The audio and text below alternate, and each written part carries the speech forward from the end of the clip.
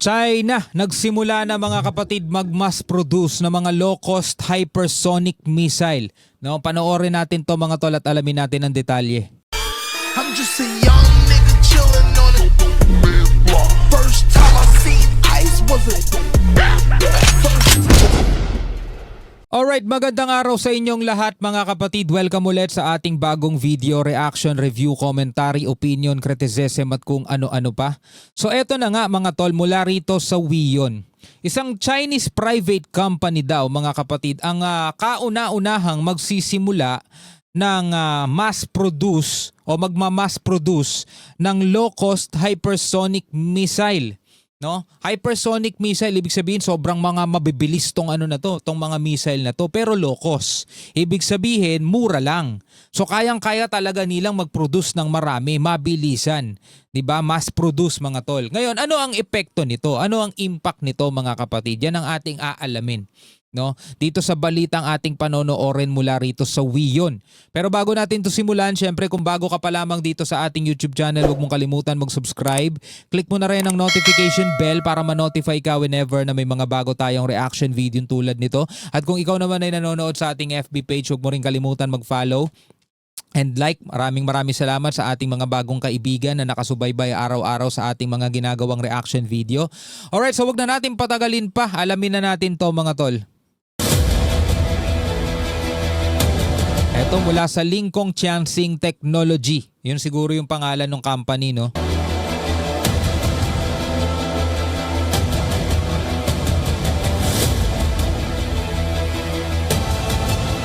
Magmamass produce sila, so ibig sabihin maramihan to mga tol. Habang tayo, kung naaalala ninyo, yung pinanood natin kaninang reaction video, nagpaplano o sinasuggest ni Associate Justice Carpio na bumili tayo ng maraming BrahMos missile.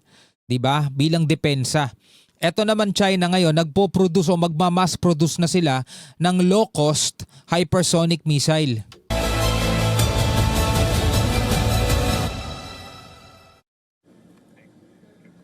A Chinese private company claims to be one of the first in the world to mass-produce low-cost hypersonic missiles, a development that, if true, holds far-reaching implications that could potentially reshape 21st century warfare and the global security landscape.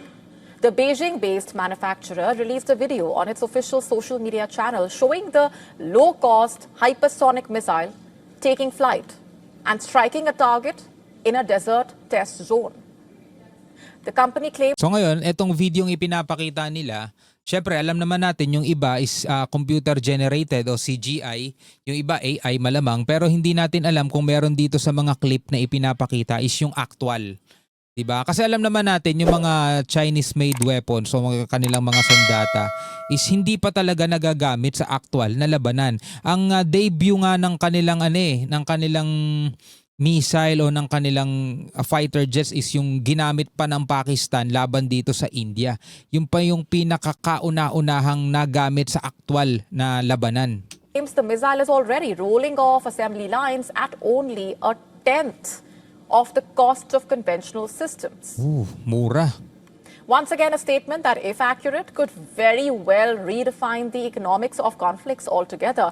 According to the firm, it travels between 500 and 1,300 kilometers, reaches speeds of Mach 5 to Mach 7, and stays powered for up to 6 minutes. Missile travels between 500 and 1,300 kilometer. No, ganun kalayo yung kaya niyang marating.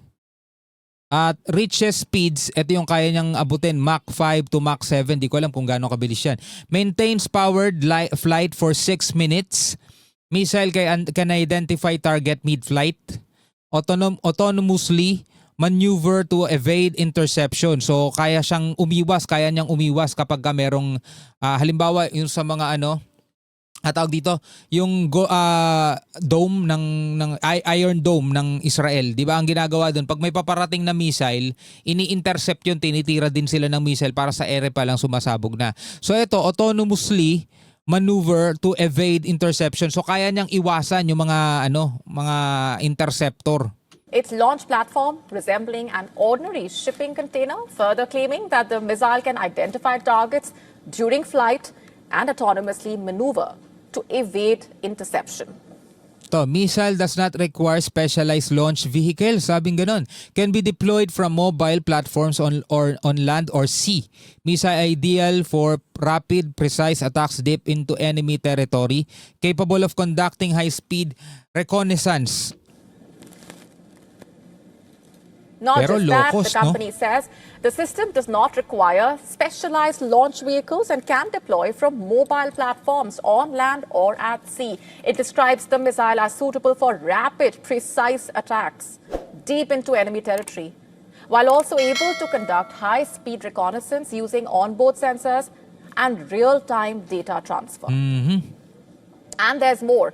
In its video, the firm also purportedly showed simulated images of 8 missiles flying in formation towards Japan, marking multiple impact locations on a digital map, a symbolic display of range and swarm strike capability amid the heightened tensions with Japan over Taiwan. Grabe no. Ginawang target yung Japan ng putek. But then this also brings us to the most pertinent question here. How did the company manage to develop such low-cost hypersonic missiles? The firm is saying it cut costs by using off-the-shelf industrial components, automotive-grade chips, and civilian construction materials. It claims its long-term goal is to enable swarms of smart, uncrewed systems, not one or two expensive platforms to dominate future battlefields. The question then is, if hypersonic missiles become as cheap and widespread as drones, how will countries prepare for a world where deterrence and defense could be rewritten almost overnight? What about that scenario? And if the missile is this cost-effective, indeed, will terrorists or militant organizations next use the cheap missiles? Yun lang ang tanong, di ba? Kasi kung ganito kamura to, di ba, pwede nga daw bang pwedeng magamit ng mga terorista, sabing ganon? The cheap Chinese missiles for warfare. And that question comes up because there are many armed groups across the world, especially in West Asia, like Iran-backed Hamas, Hezbollah, the Houthis, that use missiles in conflicts. Even UN-designated terror organizations like the Al-Qaeda are reportedly using surface-to-surface missiles in the Sahel region, for example. Lalo na pag nakuha nila yung technology, no? Kahit sabihin natin hindi sila bibili rekta sa China ng ganitong klaseng missile. Pero kapag nakuha nila yung technology, paano nagagawa ng China yung ganito kamura? Kasi nasa tent lang daw di ba, ng cost ng conventional o ng ordinary missile, di ba? Ibig sabihin mas mura siya. Ngayon, pag nakuha ng ibang bansa yun, like for example, itong Iran, yung ganong klase, di mas marami silang missile na magagawa. Kung halimbawa sa 100 missile na magagawa nila doon sa normal price, kung 10 lang yung halaga nun, di makakagawa sila ng 10 ulit na mas marami nun mga tol. Di ba mas matindi magiging labanan. And that's the thing. The missile production also breaks from China's long tradition of keeping major military development under the control of state-owned entities. So if China's private sector has already reached mass production, are the world's military powers entering a new phase where hypersonic weapons become accessible at scale rather than reserved for a handful of superpowers? A shift that may even shorten global arms race timelines. And the implications of this, not just limited to terrorist, militant or armed groups, it's also likely to have a significant impact on countries that have invested large sums of capital on hypersonic missile development, like the United States, for example. America, remember, has invested decades and tens of billions of dollars into hypersonic research through defense giants. Despite this, America is only now approaching limited operational capability as China begins mass-producing low-cost hypersonic missiles. The development also at this point raises more questions than answers. Diba? Kasi kung mapapansin mo ang Amerika, sabing ganun, gumagastos ng talagang bilyon-bilyon para sa mga hypersonic research. Habang etong China ngayon mga kapatid, sa mas mababang halaga is nagmamass produce na sila. Yung Amerika, oo, meron silang malalakas na hypersonic pero limitado lang. Diba? Etong China, nagmamass produce na sila. No, hindi malabo talaga kasi dumating sa puntong magiging cheap o mura yung mga ganitong klaseng sandata over the years because nakaka-discover sila sa pamamagitan syempre na pinopondohan nilang research, 'di ba? Nagagawa na nila 'yon kasi mga tol, ito kung babalikan ninyo back in the day, 'di ba yung mga 3210, alam niyo yung cellphone, 3210, 3310, magkano presyo nun? 'Di ba? Magkano presyo nun? Tapos ang lalabo pa nung camera, nung nagkaroon ng camera mga tol, mas mahal ang presyo.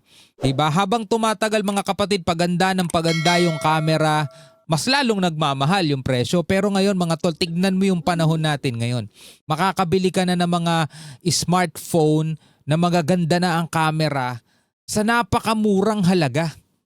Mga tol, sa napakamurang halaga. Meron ng mga murang cellphone na nandoon na yung flagship camera nila mga tol. Nandoon na yung magagandang uri ng camera nila, napaka-taas na rin ng specs niya mga tol. Pero nasa nasa 10,000 o 15,000 lang. Yung iba nga 6,000 lang mga tol, maganda na camera eh. Biruin mo, nakukuha na yung ganong kamurang halaga. So, ibig sabihin mga tol, dahil sa technology na nade-develop, yung mga tinutukoy kong mga smartphone, mga tol, puro mga China made yun, mga China brand yun. Ngayon mga tol, dahil nga sa teknolohiya at dahil nga sa masusing pag-aaral, pagtutuklas ng mga siyensya, dahil kumpleto sila sa pondo, nagagawa nila yung mga ganito. Diba? Nagagawa nila yung mga ganyan. Ngayon, bilang tao sa ating daigdig, ano ang masasabi mo tungkol dito? Comment ka na lamang sa ibaba mga kapatid. Hanggang sa muli, ako nga pala si Shobaldi. Peace out.